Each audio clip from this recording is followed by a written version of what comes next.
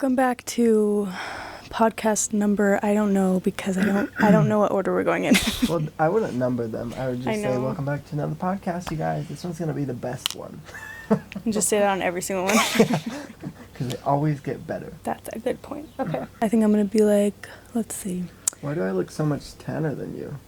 Because I'm in the You're light. way tanner than me normally. Did you use spray on tan? No, it's just something to do with the camera light. Like. Okay, put your arm up and then put it up next to mine. Oh, my arm? Yeah. Now put it over there. I like it. I like What it a the little more heck? tan. What the freak is even that? Okay. What were we saying?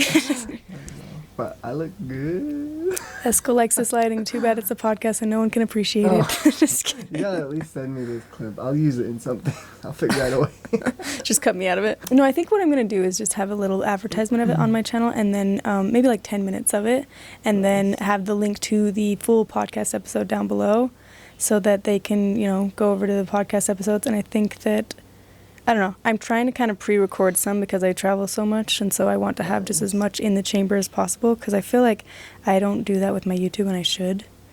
Have you noticed that? Do you do that? Do you keep one in the chamber just in case you're like on vacation or something? One video? Yeah. Yeah, I try to. I'm usually behind though, but just like that.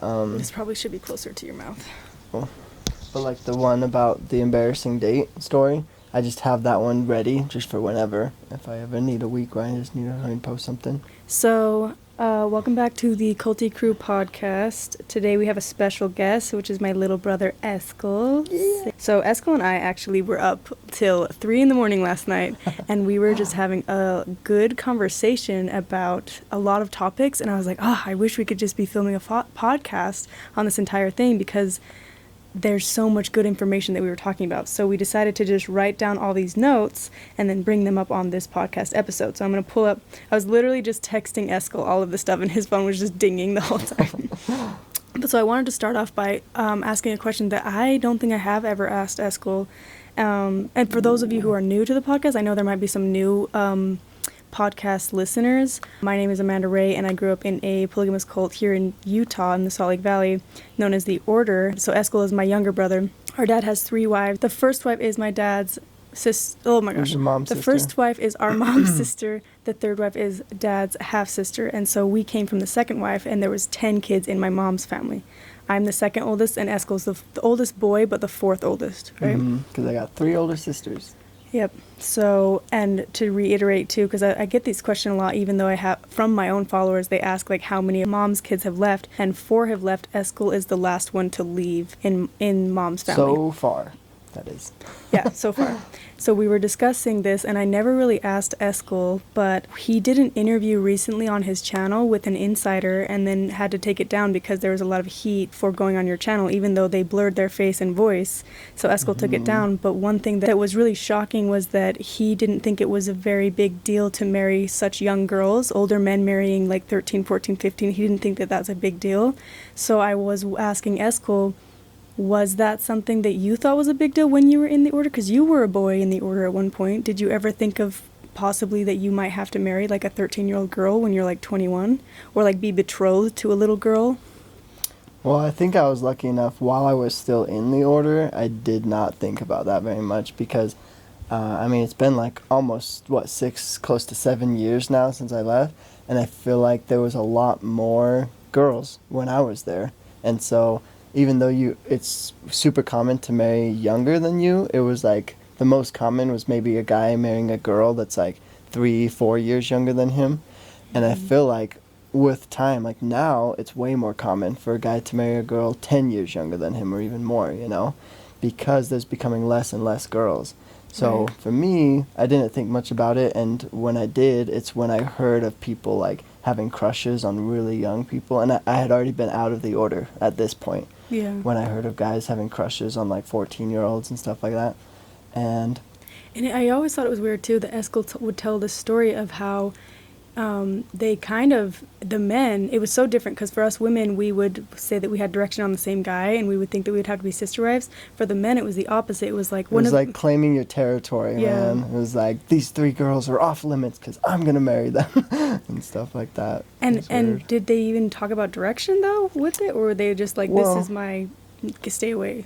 Some of them would be like, oh, well, like it's weird because they would like have a crush on a girl and be like, okay, she's one of them, and then a few days later they'd be like, oh, I also had this dream about this other girl, so she's one of mine too. Or like just kind of like random weird ways of why they would claim them or whatever. Which is so weird because it's like, as us women, if we had the same dreams or dreams of the same person, we'd be like, okay, I guess we might have to be sister wives. But for men, if they had dreams of the same girl, they're like, okay, who's gonna get her? You know, Yep. it's so weird to think about. And so I guess back when you were in the order, it was like there was more options, but now there's becoming less and less options, which it is more apparent because if you've watched my YouTube channel, there was a leaked clip of Brother Paul, the cult leader, talking about how in a men's meeting how you can impregnate your wife with a female child to get her pregnant so that she has a girl, because it is an issue because you're seeing a lot of men are single, then the women are getting younger and younger, the single ones. They have a whole separate special class for all of the men that are 18 and older and single,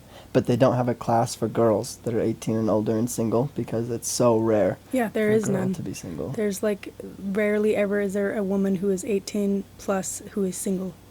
What happens in those classes for the men, do you know? Well, according to the insider that I interviewed, he basically was saying like it's just a class about how to like be a better priesthood person, how to be more spiritual, and like basically help you to become righteous enough to get married, I suppose, or something along those lines.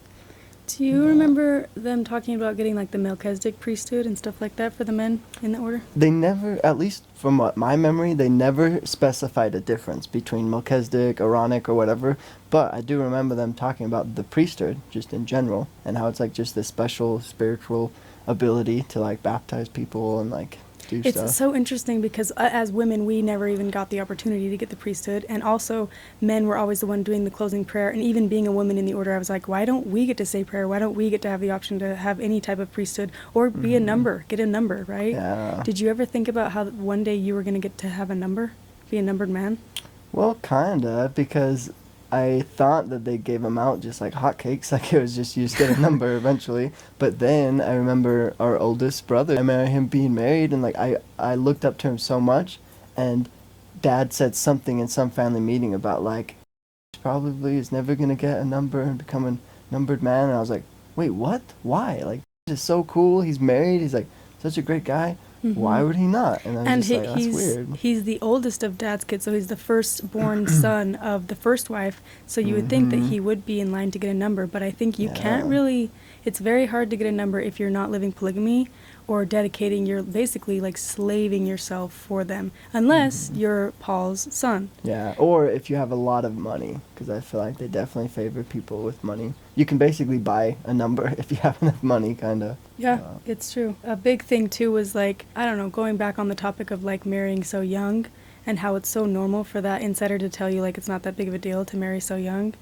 It's because I remember listening to that and just thinking that's so gross. And outsiders, everyone who's not a part of the cult thinks that that's so gross.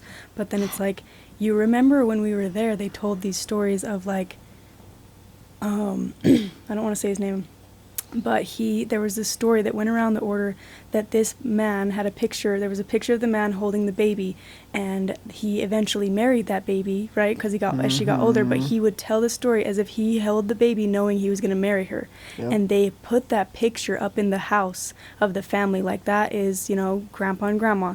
Like, he knew he was going to marry her. And, like, these stories are being told to us as children.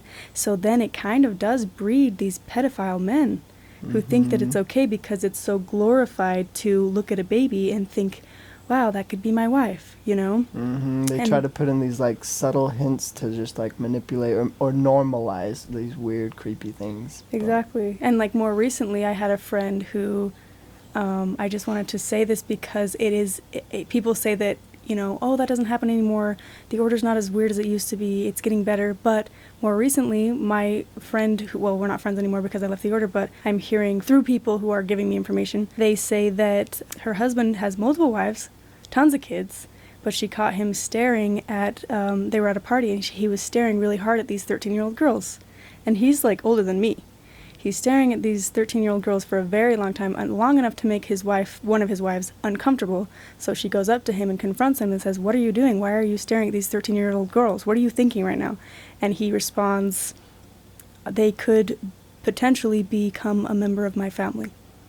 So that's disgusting. And it's also, it's like, when is it enough, too? So part of me, like, I, for the longest time, never sympathized with the men, and I was always like, the men are the problem, the men are the issue. But at the same time, they're being bred from a little tiny baby to be these disgusting, narcissistic pedophiles. Which is why I was asking you, like, I guess it never really was normal for you, because, I mean, I did always feel like, too, Mom did raise us a little different. And Mom would voice, like, ew, that's gross. Well, and even the little bit of being in an outside school and the outside influence I had, like, I learned very quick when I would say, like, weird, strange things, and they'd look at me funny, and it just made me think, like, is that weird, you know? Like, what do I actually think? And it's not hard to just come up to your own conclusion, realizing, oh, maybe I don't want to marry little girls, or like I don't have crushes on someone that's a little baby. And I feel like that's easy to realize that that's creepy and weird.